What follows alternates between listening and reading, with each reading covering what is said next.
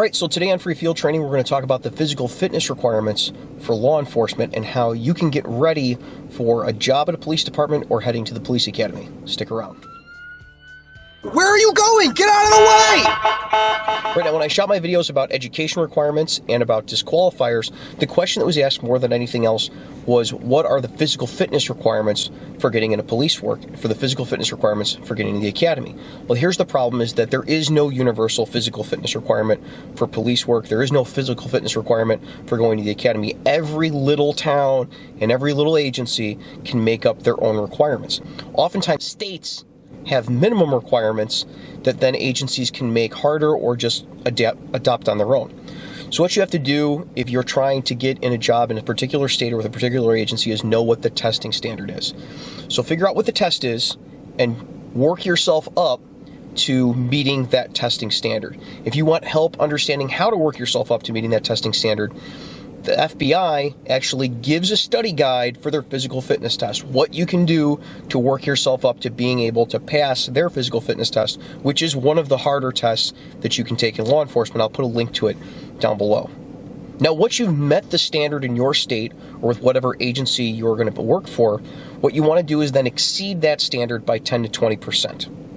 And when I say exceed that standard, I don't mean exceed the standard for your sex and age group. I mean take the highest standards from every standard that they set and meet those standards and then exceed them. So for instance, in Illinois, we have what's called the power test. A power test sets different standards for men and women and based upon age. So if you're a 35-year-old woman, your standards are different than if you're a 21-year-old guy. But here's the thing, is that the standards are set differently, but it doesn't necessarily mean it always gets easier for women. So the male standards for the run and sit-ups and bench press are higher than all of the female standards, but the female standards for the sit and reach, which is how flexible you are higher on that side. No matter who you are, what you want to do is take the highest standard and meet that at the 21-year-old age bracket. So on the power test, I think it's 1346 for a mile and a half, 36 sit-ups, and bench press 98% of your body weight and reach like 4 inches past your toes or something crazy like that.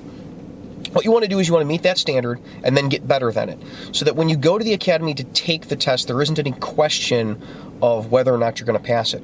And then the next day and the day after and the day after that, when you do physical training or when you do a scenario, the instructors are basing what that physical training is or how physical to make that scenario upon what you had to do in the test.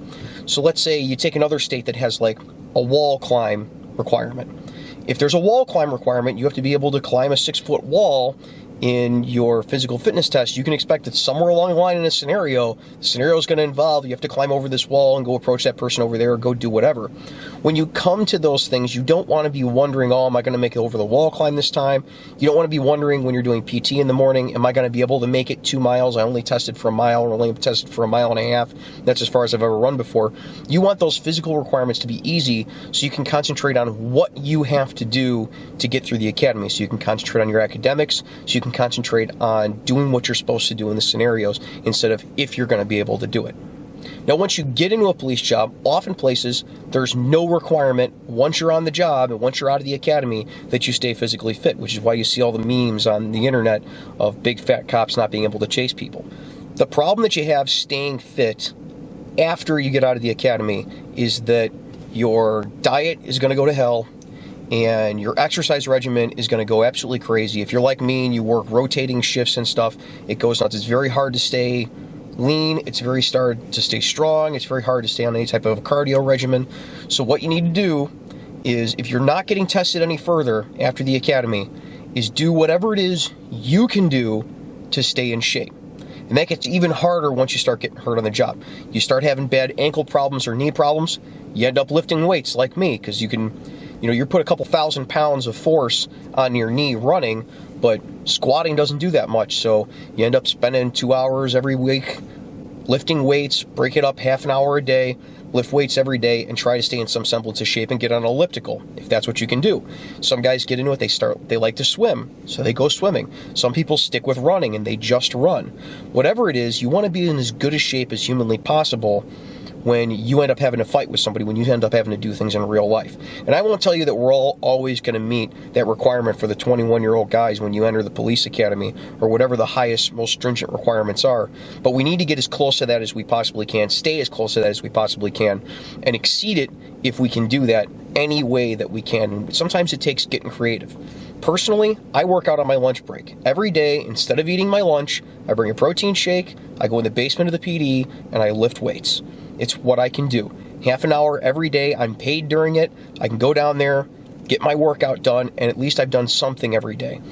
Doing something every day is way better than doing one thing once a week or doing nothing, just giving up on it, which is what I see a lot of guys do. They get on the job, they give up on their physical fitness, they just do nothing because they say, well, if I can't spend an hour at the gym every day, then it's not worth working out. If I can't do a half an hour at the gym every day, it's not worth working out.